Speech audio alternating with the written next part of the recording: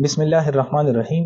الحبیب ټریول نه تاسو سره مخاطب یم. سعودي خادمینو ویزو باره کې خبره کوم چې د دې حقیقت څه دی. تیر چې کم ګورنمنت او عمران خان د هغې په حکومت کې په دې ویزو مکمل پابندي لګېدلې وه څه وخته پورې.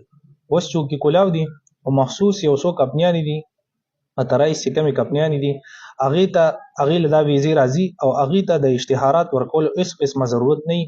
هغې له چې څنګه دا ویزې راشي نو مخکې نه دومره خلکو بوکینګ یې کړي چې هغه سیټونه آلریډي فول.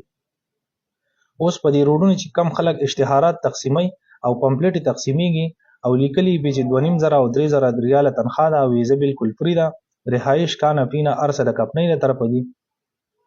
نو کله چې تاسو دې سره رابطه وکئ په واتس اپ باندې یا په کال باندې، نو تاسو ته به ووایي چې ویزه تیاره ده او اسلام آباد ته میډیکل له راشئ، ارسه چې کوم دی ریډي دي، بس صرف ستاسو تلل پاتې دي.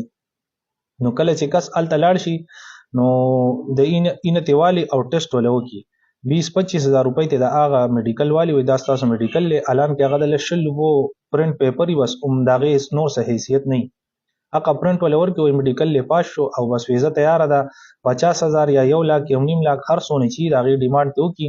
نو که ته دا تپوس وکړي چې تاسو په دې اشتهار کې لیکلي دي چې ویزه فری ده، هر څه فری دي، نو دا پیسې د څه لالي، نو هغوی به وایي چې دا خو مونږ خپل چارجز اخلو، نور هر څه د کمپنۍ فری دي، خو مونږ چې دومره دا ډیکور جوړ کړی، دا دفتر هم نیولی، دا کسان هم نیولي، نو دا د دې اخراجات په مد کې موږ تاسو نه اخلو.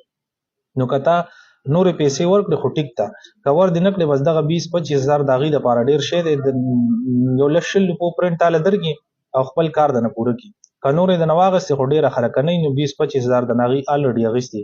نو دې وجې نه داسې قسمه پمپلیټ چې په دې بازارونو کې تقسیمیږي، د دې نه ځان وساتئ. دا مکمل فراډیان دي، نو سرباز دي، چند مخصوص کسان پکې شته او د هغې اشتهار ورکولو ته هېڅ ضرورت نه وي. هغې الریډي مخکې نه هغه سیټونه فول چې کله ویزې د سعودي ګورنمنټ د هغې رالیږي نو مخکې نه هغې کسان فول کړي. دې وجې نه دې کسانو نه ځان وساتئ او تاوان نه ځان بچ کړئ. مهرباني.